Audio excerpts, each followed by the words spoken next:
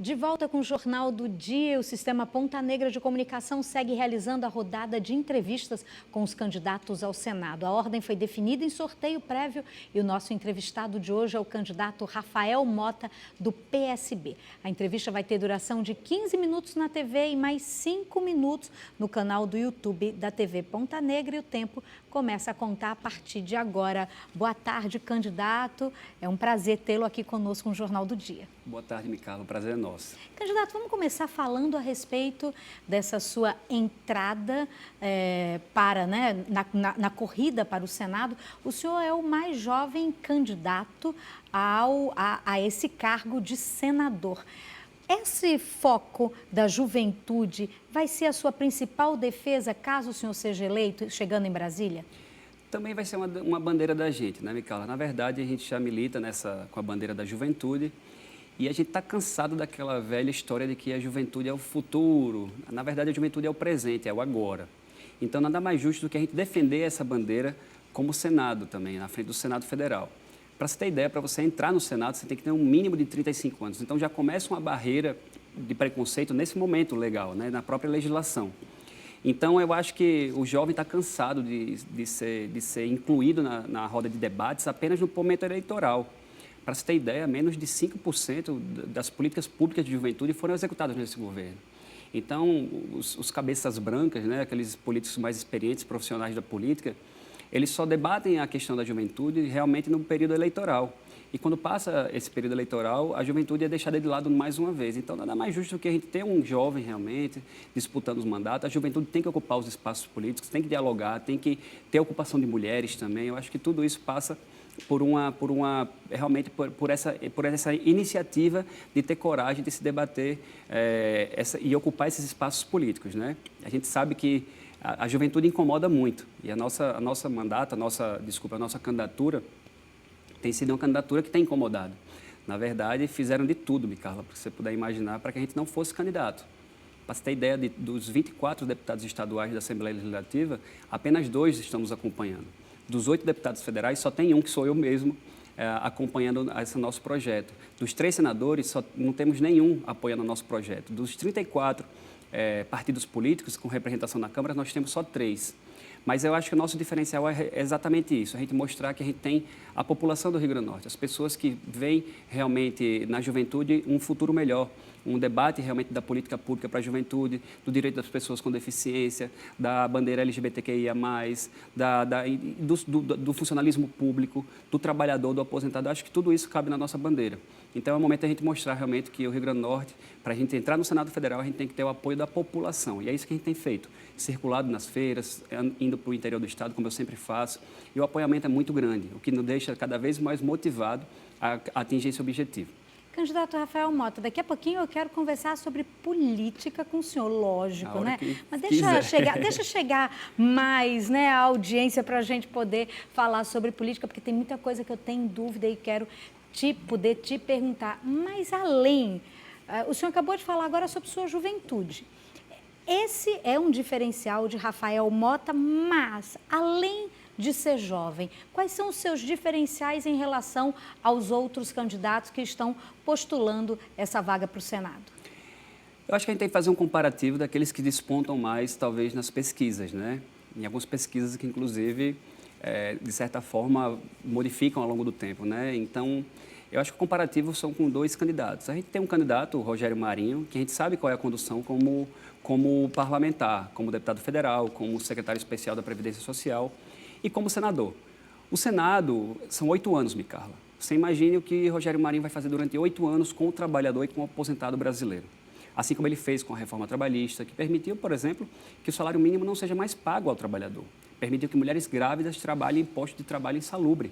Isso foi resultado, rasgou-se a carteira de trabalho do brasileiro. Ou então na própria questão da Previdência Social, que mexeu com as pessoas mais pobres, aquelas que recebem o mínimo da sua aposentadoria, que é para botar a comida e o remédio na mesa.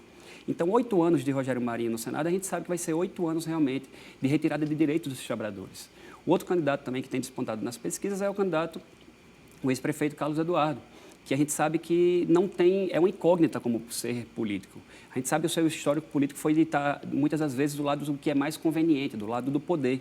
E a gente sabe que, na verdade, um candidato como esse, que não é uma incógnita já na campanha, porque não diz em quem vota, sabe que vota em Ciro Gomes, mas esconde o seu candidato, quer pegar carona com Lula e ajudou a colocar Bolsonaro no poder. Então, um candidato que ele se torna, na verdade, um certo mistério. Então, é uma pessoa que não vai ter condução de acordo com como ele acordar, como ele estiver no momento. E a gente sabe que vai ser uma questão basicamente pessoal, momentânea, mas conosco vai ter esse diferencial. Além da juventude, além da energia, além da força de realmente debater debates que são importantes para o nosso país, é a defesa dos direitos das pessoas. Tanto que nós fomos o candidato que largamos na frente em relação à questão de assumir compromissos públicos com a sociedade. Como, por exemplo? Lançando o RN 2030, que é quando vai terminar os 8 anos do mandato de um senador. Como, por exemplo, parcerias com governos estaduais, com as prefeituras, com os municípios, que precisam da atenção do senador. Como, por exemplo, a atenção às mulheres, a atenção às pessoas e principalmente à saúde mental. As mulheres jovens hoje têm passado por problemas absurdos da saúde mental. Candidato, e ninguém debate inclusive, isso. A respeito disso, é um dos pontos que o senhor mais coloca nas suas propostas, né, enquanto candidato, é a questão do fortalecimento da saúde mental, mais praticada pelo SUS. O que está faltando e o que o senhor pretende propor quando chegar em Brasília, caso seja eleito? Exatamente, ainda é uma discussão muito difusa, né? Existe uma cortina de fumaça falar sobre depressão, sobre suicídio, sobre toques. Eu acho que a gente tem que trazer esse debate para dentro de casa, né? Todo mundo, durante a pandemia, passou por um teste realmente de fogo em relação ao equilíbrio emocional, né? Famílias foram desfeitas, agressões dentro de casa, a própria violência doméstica, a própria questão interna entre jovens que passam pelas redes sociais e acabam passando por situações pessoais, como, por exemplo, o próprio Lucas, que passou por uma situação de suicídio. Eu acho que tudo isso passou por um momento que a gente precisa abrir essa caixa preta, né? E discutir com o Senado Federal, que é uma casa que faz legislações. Então, nada mais justo do que a gente discutir e trazer à tona esse debate, que é muito importante. Além desses compromissos, Micaela, a gente também tem que falar da causa animal, temos que falar sobre a questão realmente das minorias, sobre a questão realmente de discutir nenhum direito a menos dos trabalhadores e dos aposentados. Eu acho que tudo isso parte de um compromisso público que nós estamos fazendo com o Estado do Rio Grande do Norte. Apesar de estarmos aí contra dois grandes estruturas, que é o governo do Estado e o governo federal, mas a gente tem a população que a gente não enxerga apenas o eleitor como um número, uma pessoa que vai lá e digita o seu número e confirma. Mas essas pessoas têm história, têm expectativas, têm perspectivas de futuro, têm sonhos que precisam ser atendidos pelo mandatário, né? E é isso que a gente busca fazer. A gente vai ao encontro da população, a gente discute de forma muito humilde, a gente escuta críticas e, ao mesmo tempo, é de onde saem realmente esses nossos fundamentos para poder fazer um mandato efetivo em prol do Estado do Rio Grande do Norte. Candidato Rafael Mota, o senhor sendo eleito, vão ter vários temas polêmicos que vão passar por uma votação no Senado e que vão contar com o seu voto. Eu queria que o senhor pudesse responder se o senhor é contra ou a favor esses temas. Legalização do aborto. O aborto é um tema bem polêmico, mas é um tema que deve ser debatido pelas mulheres. É um tema que pertence a elas. Eu acho que o parlamento brasileiro é majoritariamente masculino, conservador. Eu acho que a gente tem que trazer as mulheres para esse fórum de debates, fazer audiências públicas e debater sem nenhum tipo de preconceito, mas ouvir exclusivamente as mulheres. Legalização da maconha. Eu acho que o Brasil ainda não está de certa forma, com uma certa evolução, não está, de certa forma, maduro para poder fazer esse debate. Eu acho que a gente tem que debater, por exemplo, a aplicação medicinal da cannabis, que é um tema muito importante, né? A gente sabe que tem crianças que têm quase uma centena de ataques epiléticos ao longo do dia. E, por exemplo, o CBD, que a gente debateu e conseguiu aprovar com muita dificuldade, faz essa redução absurda a pessoas com Alzheimer. É um tratamento que tem avançado. A questão do uso recreativo, eu acho que a gente tem que evoluir muito ainda para poder falar sobre legalização. Liberação da venda de armas. Olha, a questão da venda de armas, eu acho que a gente tem que ter um certo cuidado. Não é qualquer pessoa que tenha aptidão para poder ter uma arma na cintura e poder andar pelas ruas. As pessoas estão confundindo o que é o porte de arma com o direito a você ter uma arma se você é um caçador, um atirador, um colecionador, um CAC. Eu acho que tem que ter um equilíbrio emocional, tem que ter uma série de cursos para você poder ter o porte de arma. Eu acho que o cidadão ele pode ter o direito realmente a debater sobre isso. Ele tem que ter o direito sobre praticar o esporte, né, do tiro ao alvo. mas você simplesmente dar porte de arma torta e direito para as pessoas não é saudável. Até porque você vê casos de policiais que muitas das vezes vão para bares, vão para shows armados e acabam cometendo alguns equívocos. São pessoas altamente treinadas. Mas assim também como eu acho que existem pessoas que não são das forças policiais, que têm aptidão e principalmente equilíbrio emocional para portar uma arma e poder caminhar na rua e, de repente, saber reagir a determinada situação. Mas não é todo mundo que tem essa aptidão. Então, tem que ser uma discussão com diversos cursos, com diversos testes psicológicos para poder fazer com que essa pessoa tenha o direito ao porte de arma. E a questão da desmilitarização da polícia? Eu acho que o Brasil ainda o problema da violência não é um problema de polícia, de enfrentamento imediato. Eu acho que antes de falar disso, de desmilitarizar as polícias, a gente tem que investir mais em educação. Não adianta. Quando você investe em educação, você economiza na saúde, você vai ter uma polícia muito mais doutrinada, menos enfrentamento do tráfico de droga, por exemplo. Então, eu acho que investir em educação é o primeiro passo para a gente começar a discutir lá na frente. É como se a gente estivesse tratando realmente a raiz do problema e não indo na folha diretamente. Eu acho que é um problema que tem que ser discutido basicamente em investimento maciço em educação. Só mais um tema, privatização das estatais. Depende da estatal. Por exemplo, os Correios é uma empresa altamente produtiva, uma empresa que tem um papel social importantíssimo, e se a gente privatizar os Correios como está sendo tratado, a gente não vai ter o interesse de empresas privadas a entregar, por exemplo, uma encomenda ou uma carta lá em Venha Ver, por exemplo. Elas vão ter interesses mais nos centros urbanos. Eu acho que se uma empresa estatal não funciona bem, tem que se privatizar, mas desde que ela não seja uma empresa, de certa forma, estratégica para o país. Eu acho que energia, óleo, energia, propriamente dito transportes, eu acho que não é saudável. Mas o que não funciona, do meu ponto de vista, tem que ser privatizado. Agora, candidato Rafael Mota, vamos para esse tema que eu gosto muito de tratar, que é o tema da política. O senhor colocou aí, foi muito claro, em dizer que estava sentindo só, porque deputados, apoiadores, de repente não estão mais.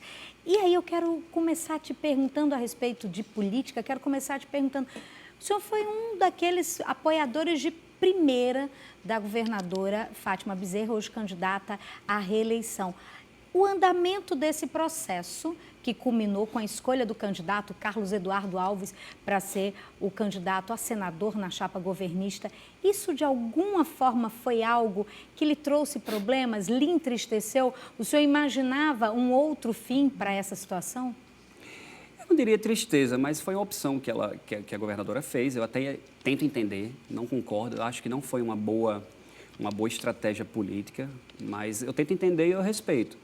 Mas isso eu acho que foi tratado lá atrás, do meu ponto de vista, como você bem falou, a gente se sente só, mas todos os cantos que eu ando, eu tenho as pessoas que aprovam o nosso projeto político, as redes sociais têm falado sobre isso, a aceitação que eu tenho tido, até porque esse projeto começou bem lá atrás, quando as pessoas falavam que, Rafael, a gente não consegue votar em nenhum dos dois, a gente não quer votar no menos pior, a gente quer votar em alguém que represente o Estado, a gente não quer votar naquele que tenha menos rejeição, a gente quer alguém que seja representativo. E foi aí que surgiu o nosso projeto. Não é um projeto irrisório, não é um projeto, não é um devaneio da minha cabeça. Eu andei pelo estado do Rio Grande do Norte, eu escutei as pessoas antes de ter qualquer passo. Inclusive, discuti com a própria governadora, discuti com os setores do PT, discuti com os setores do PT nacional sobre essa questão dessa composição. Só que, estrategicamente, o PT, por conta própria, principalmente algumas pessoas ali que acabaram vendendo a ideia para a governadora, acabaram tendo essa ideia e ela acabou pagando para ver. Assim como há equívocos na política que a história vai dizer. Então, eu acho que esse momento já passou, é o momento da gente levar nossa mensagem para o eleitor, levar nossa mensagem para o povo do Rio Grande do Norte, mostrar o que nós fizemos, quem nós somos e continuar apostando em projetos que são viáveis. Eu acho que a governadora merece e vai ter o nosso voto, o voto do PSB. Peço o voto para ela porque acredito no projeto dela, arrumou a casa com toda dificuldade e agora vai ser mais 4 anos se ela renovando o mandato como governadora, em consonância com Lula, a possibilidade de eleição do presidente Lula, onde nós fazemos composição, inclusive, com o vice Geraldo Alckmin, que é o nosso partido do PSB. Então, são chapas que eu acredito, independente do que houve de composição, de onde se caminhou, com quem fez composição, eu continuo no mesmo barco, não larguei a mão de ninguém. Então, isso quer dizer que o seu apoio à candidatura à reeleição da governadora Fátima Bezerra permanece, como dizem, como dantes no quartel de Abrantes, permanece tudo igual? Irrevogável, com toda certeza. É o projeto que eu acredito, é aquele que eu ajudei a construir, inclusive, e eu acho que a gente tem muita coisa para fazer ainda pelo Rio Grande do Norte. E como é que o senhor se sentiu quando recebeu a notícia da ação impetrada pelo candidato, né, o seu opositor Carlos Eduardo, em relação a que o senhor não poderia mais se aproximar, né, das caminhadas, enfim, dos eventos políticos que estivessem onde estivesse a governadora Fátima Bezerra. Parecia meio como uma medida protetiva, né? Uma medida protetiva que as mulheres costumam utilizar diante dos seus agressores. O senhor acredita que, de alguma forma, o senhor está agredindo o candidato Carlos Eduardo quando o senhor se posiciona indo até os eventos onde está a governadora Fátima Bezerra? Espera aí que o senhor não vai me responder. Tá, isso agora não. Daqui a pouquinho a gente tem mais Rafael Mota, candidato ao Senado, só que você vai agora lá no YouTube da TV Ponta Negra. Vai lá que a gente termina de conversar com ele no nosso YouTube. A gente já espera você lá, YouTube da TV Ponta Negra.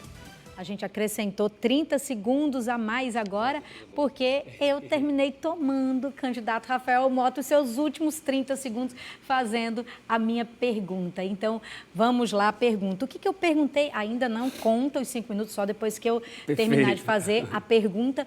Mas essa questão de que o candidato Carlos Eduardo Alves, ele se posicionou diante a Justiça pedindo para que o senhor, enquanto candidato, não pudesse chegar perto, não pudesse participar das ações onde a governadora Fátima Bezerra, candidata à reeleição, apoiada pelo senhor, estivesse presente. E o que eu perguntei foi, parece meio que como uma mulher que pede uma medida protetiva quando o seu agressor está por perto para que ele não provoque danos maiores. Eu questionei, que tipo de dano o senhor provocou à candidatura de Carlos Eduardo para que ele se posicione dessa forma, candidato Rafael Mota? Na verdade, eu acho que ele aprendeu muito com o candidato que ele ajudou a eleger, que é Bolsonaro, né? Antidemocrático, que não quer participação, quer exclusividade, né?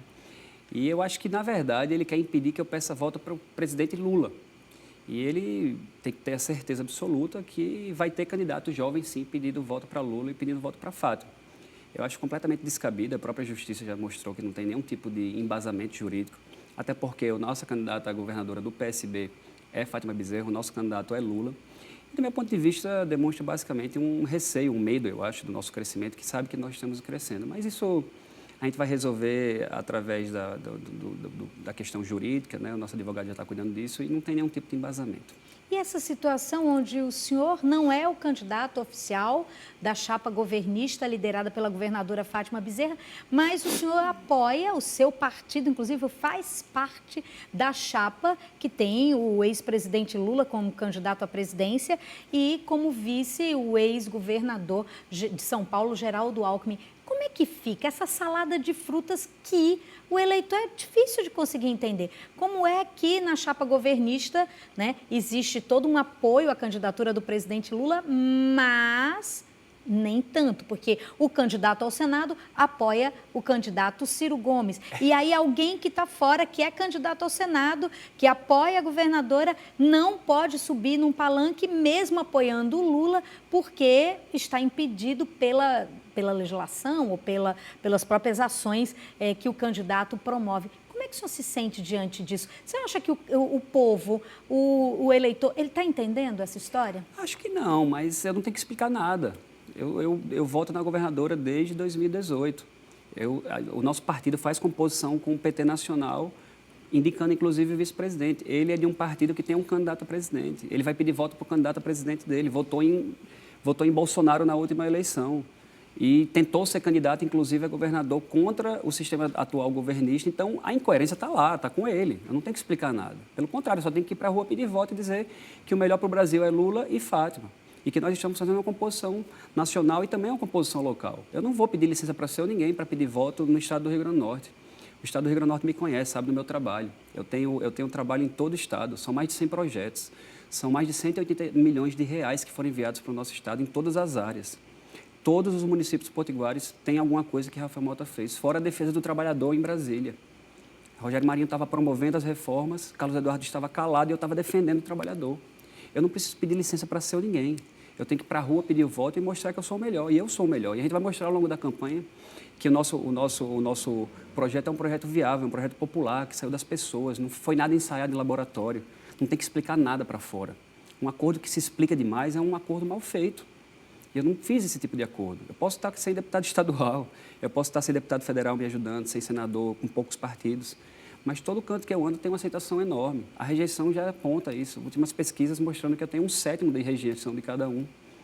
E fora o eleitorado, que tem uma indecisão absurda, que é quase 50%. O voto do Senado é livre. O voto do eleitor é um voto livre. Não tem cabresto mais. Acabou isso. Não vai ser ação judicial que vai me tirar da rua, não. Pelo contrário.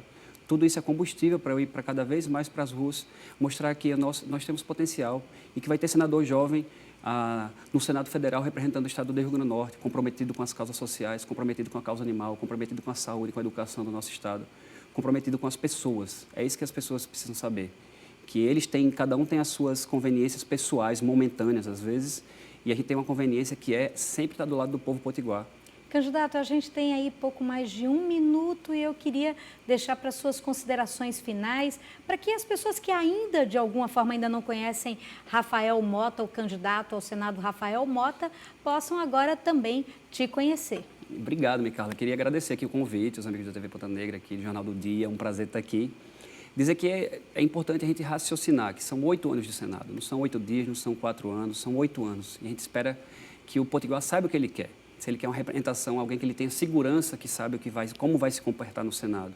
Se ele quer um jovem empenhado, que ama o seu Estado, que é uma pessoa do bem, que não fala mal de ninguém pelas costas, que não fala mal de ninguém, que só quer realmente melhorar o seu Estado, que está fazendo um trabalho aqui contra tudo e contra todos, mas que a gente tem tido, basicamente, aceitação realmente popular. É um momento de união. Eu acho que chega de falar mal um do outro, a gente tem que ter projeto, é o que a gente tem feito como candidato. Tenho certeza que o Rio Grande do Norte vai mostrar realmente que merece e que quer um candidato jovem, alguém empenhado, alguém que defenda o potiguar em Brasília. Chega da gente ter tanta promessa, sabe? Chega de acordo feito na correria, chega de falar uma coisa que não fez, entendeu? Chega de dizer que vai defender o trabalhador e quando chega na hora realmente fica acuado, se vende para o poder público, se vende para o poder financeiro. Eu acho que está no momento da gente dar um grito realmente de independência e mostrar que o voto é livre. O voto do senador é o voto mais crítico que existe. Por isso que eu estou encarando esse desafio. Não é fácil, está sendo muito desgastante, está sendo muitos adversários que estão tentando fazer de tudo realmente para não ser candidato. Mas eu tenho certeza que a democracia e a nossa vitória vai se aproximar. E a gente está empenhado nisso. Candidato Rafael Mota, Obrigado. 30 segundos a mais já dados. Obrigada pela sua participação aqui com a gente no Jornal do Dia. Muito obrigado, mais uma vez. Obrigado.